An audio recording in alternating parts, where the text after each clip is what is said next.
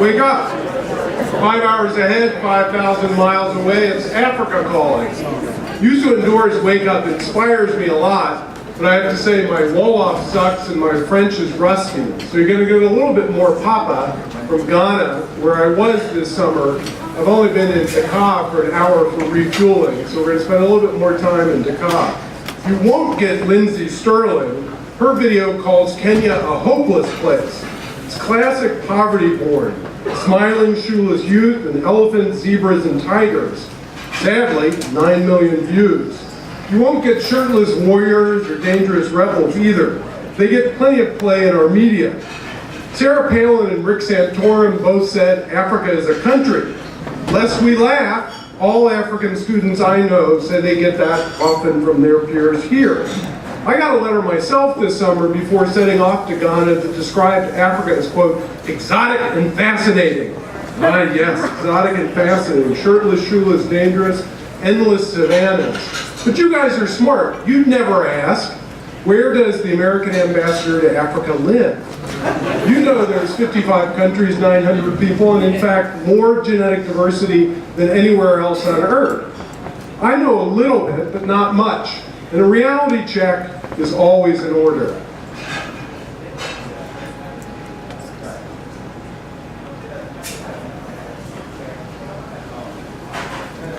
So as you think about Mali or anything else, remember, when it comes to bloodiness and backwardness, we got Africa beat. Back to the present. Here's Nairobi. No animals. Yes, shoes. These are Matua Matheki's Instagram. If you look closely, you might see the site of IBM's latest innovation center. IBM knows that Nairobi is, quote, poised to become a leading source of innovation. Cool kids are rocking down in South Africa like Spook Matambo, who I've seen and gotten to know, the post-apartheid, post-hip-hop poster boy from Johannesburg. He remixed Joy Division's Control. The video is, trust me, unlike anything you've ever seen. He's all about mix up like his name, which mixes and mashes Afrikaans and Zulu, means ghost of bones. Here's some ghosts from the machine back up in Nairobi, Camp Mola with their 2-5 flow. They show in our flat world what can happen with some great high quality tech at low cost. Take some catchy beats, film a video in a garage, and boom, some dude in Connecticut knows you. Nobody tops my friend Just a Band. I was taken by them 3 years ago. They call themselves Kenya's first somewhat experimental DIY tiki boy band. We've become friends on Twitter and Facebook, and we've met up in real time. Check them out. Life truly is better with Mbithi, Dan, Jim, and Just a Band. And life is always better when you're learning. When I was in Ghana this summer, I learned a lot.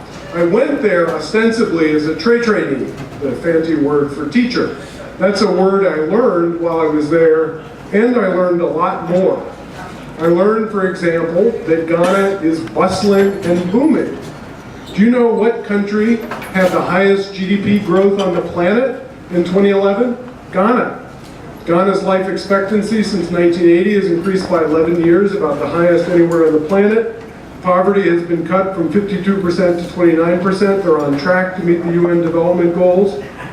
Some of you know I love politics and media. So it was an exciting morning this summer when I woke up and found that the president of Ghana was following me on Twitter. Ghana, as I'm sure you all know, has many decades now of peaceful democratic multi-party elections. They also have countrywide biometric electronic voter registration. A country, say, with hanging chads might learn something. Much of my time was in Morandh, a village of about 7,000. What struck me was almost every kid I met had a thumb drive or a SIM card in his pocket or her pocket. They say if you travel to places like this, take a lot of tablets, anti-malarial. I say take a lot of tablets, iPads. Our classrooms were fairly basic, as you can see, open air and tin roofs.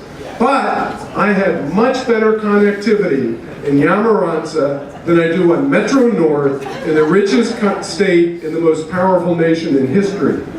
And, as you can see here, people in Ghana play well with each other. Teamwork and tech is a winning combo. Tom Friedman yesterday said, the world is going to belong to those who mix PQ and CQ with IQ, passion and curiosity. The kids in Ghana have all three, like Ezra Biney, who's repping Ezra Styles, who I summoned up on the whip in this photo. Ghana's got more Vim, and Africa has more mobile phone contracts than all of Europe. I'm also optimistic because Ghana's got irony. Check out the Fakin Boys. They take on Muslims, Christians, Rastas, and everyone else.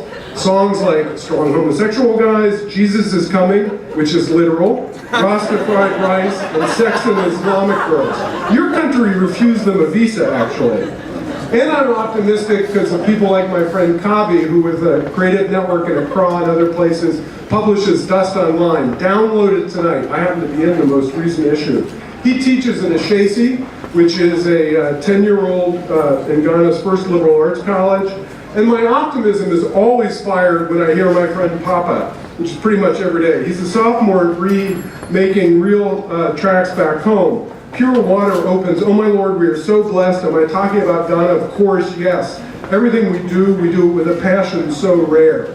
Download it tonight. He's been tweeting about Pechakucha with me tonight. Our first tweets in Pidgin. So, passion, curiosity, intellect. That's what I've seen in 5 weeks over recent years I've spent in Tanzania, South Africa, and Ghana. It's what I see every day from kids from Ethiopia and Nigeria on campus, friends from Zambia and Kenya online. Passion, curiosity, and intellect. Safaris and sunsets surely are nice, but pay attention to the people. Papa's right. The 21st century kids are on the move. Check them out. If for no other reason, I'm pretty sure your kids and grandkids might well be working for them.